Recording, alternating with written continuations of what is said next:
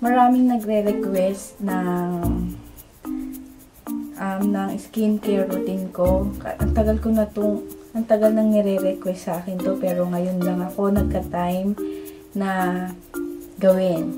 So, umpisahan ko na kasi magmamadali na ako dahil nga si DM baka magising na naman at hindi ko na naman magagawa tong video na to.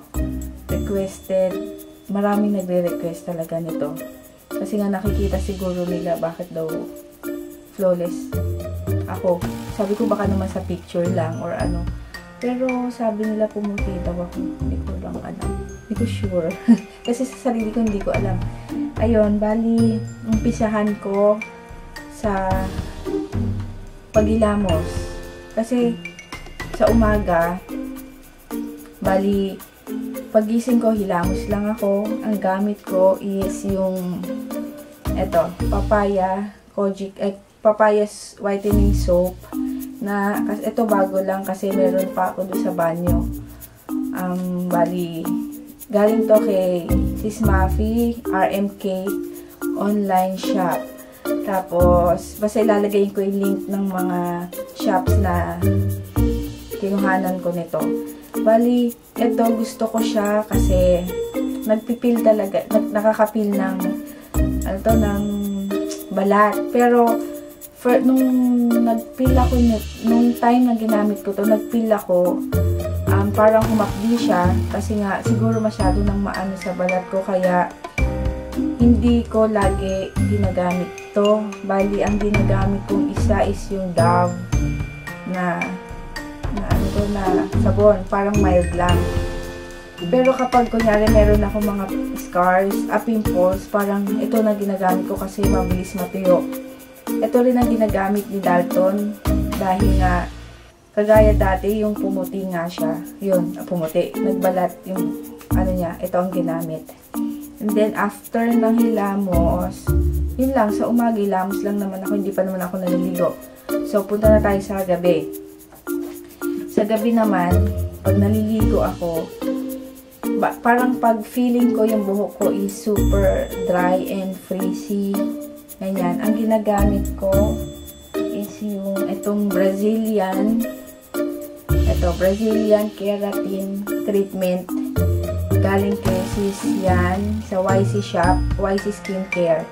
Bali, hindi ko siya araw-araw ginagamit, mga siguro 2 beses sa isang linggo or isang beses sa isang linggo. Parang feel ko lang na yung buhok ko na gusto kong bagsak, ganyan. Ito ginagamit ko. Tsaka nag-less talaga yung hair fall ko. Bali, ginagamit ko lang to sa bago maligo, bababad ko muna siya ng 1 oras. Ako kasi 1 oras ko binababad.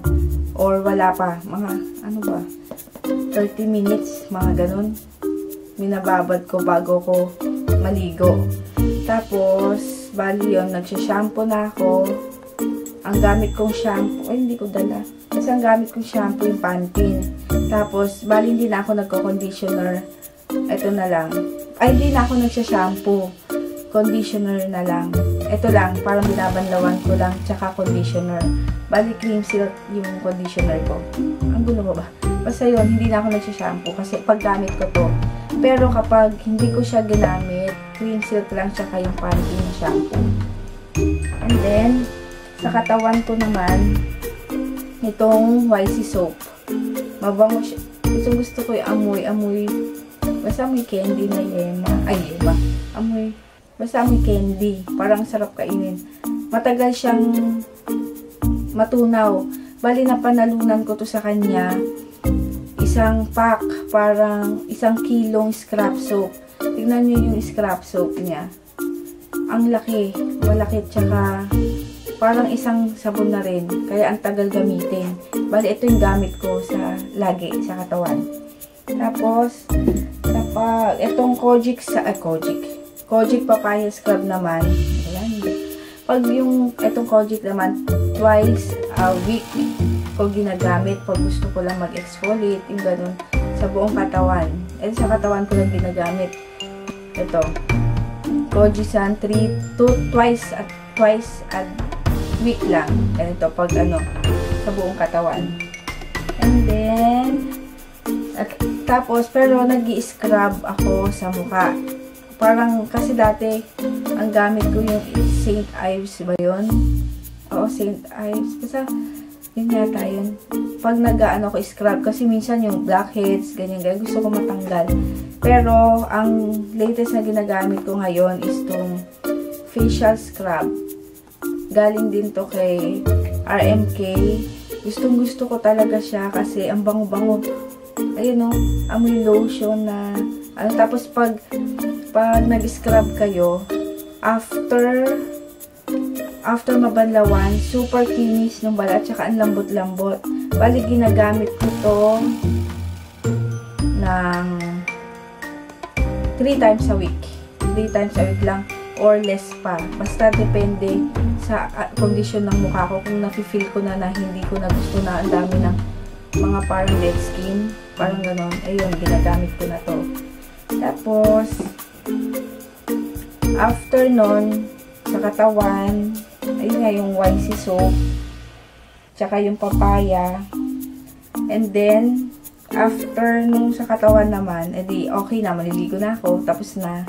Ang gagamitin ko naman ngayon is yung toner. Ito, rejuvenating toner. Ilang beses na ako naka-order nito and gustong-gusto ko talaga siya. Yung iba kasi sinasabi nila na nagpipil daw yung mukha nila. Kaya ako nagtataka, bakit hindi nagpipil yung mukha ko sa ganito? Siguro, sabi ko nga, siguro wala na talagang babalatan sa mukha ko. Eh, yun naman yung gusto ko kasi ayoko mag-peel sa mukha kasi nga, wala, basta ayoko kasi parang nakakairita na may mga balat-balat ng gano'n. Buti na lang hindi, parang hiyang ako dito na hindi nagpipil yung ano ko sa mukha, balat ko. Bali ito, toner ko bago mag moisturizer. So, ang moisturizer ko naman is Olay Daily Moisturizer Anti-Aging Cream. Yun, ito, bali bigay sa akin to nung tita ko. Yan. Kasi mahal-mahal naman eh. Mahal nito, 700 yata. Pero, bago to, ang ginamit ko muna is yung Myra E na moisturizer. Yun ang ginagamit ko. Bago ito. Siguro pag naubos to, babalik ako sa Myra E kasi no budget. Wala akong pambili ng ng Olay kasi super mahal. Then, sa katawan naman, after ko mag-moisturizer, ito naman ay sa Kilikili. Ang underarm whitening solution plus deodorant antiperspirant. Nakailang bote na ako nito, promise. Gustong gusto ko talaga siya, as in. Kasi dati talaga pawisin yung kilikili ko. Parang bakat na yung basa dito, nakakaya. Tapos yun nga, na-introduce nga sa akin to, ginamit ko, trinay ko. Ayun, hindi na, hanggang ngayon, siguro 5 months o 6 months na. Basta mga ganun.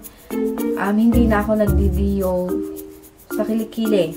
Siyempre, kilikili nga diyo. Hindi na ako nagdi-deodorant ng, kasi yun yung isa rin sa nakakaitim. Tapos yun, naglight talaga yung skin ko doon, less vanil. Yung vanil, yung parang, basta yung guhit. Tapos, yun nga, hindi na nagpapawis. Kaya gustong-gusto ko siya. Ito, mauubos na naman. Buti, meron pa akong backup doon. Hindi ko talaga siya pagpapalit, promise. Gusto ko bumili ng malaki. Kaso nga, no budget ulit. Parang mahal para sa akin kasi. Kaya, kung isa-isa, siguro. Ito nga ang gamit nakalagay dito is twice a day. Pero, ang gamit ko lang nito is pag maliligo lang ako. Sa gabi, usually, kasi doon ako nagligo. Yun. Kaya, ayun. Tapos, ang lotion ko naman is itong Jergens na healing, ultra healing. Ito. Minsan lang ako mag-lotion kapag feeling ko dry na skin ko. Pero, hindi talaga ako nag-lotion kasi parang feeling kong init-init. Nag-lotion lang pala ako pag aalis, pag lalabas kasi pangit naman yung ko, naka-shorts ako, tapos parang may mga puti, line na puti na parang, ewan ko. Kaya ito, healing lotion. And then, ano ba? ba yan? Tapos, yung ito, trinay ko na tong, kung napanood nyo yung previous vlogs ko, na pinakita kong gumamit ako ng bleaching cream, bleaching powder. Ito yung solution niya. Ayun. Bali, ito, yung nagamit ko to is once a week, buong katawan, suwera mukha. Ayun. Tsaka kilikili. Hindi ko nilalagyan yung kilikili ko kasi baka lalong, mairita kasi dahil nga, syempre kilikili yan. Ayoko na, umitim na naman yung kilikili ko. Maitim kasi yung kilikili ko, pero ngayon nag-like nga dahil sa UAE ng RMK. Tapos ngayon, yung quick bleaching cream powder, yun ang gamit ko once a week. Pero na-feel ko talaga, sabi naman, nag-like naman ako. Pero kasi ako, kapag sinasabi sa akin, hindi ko makita sa sarili ko na nag-whiten yung skin ko kasi sarili ko. Pero yung ibang nakakakita sa akin, sabi pumuti daw ako. Ayun, bali yun lang yung ginagamit ko sa katawan ko. Hindi ko alam kung may nakalimutan ako or magulo ba yung nagawa kong skin routine. Pero yun lang talaga yung ginagamit ko.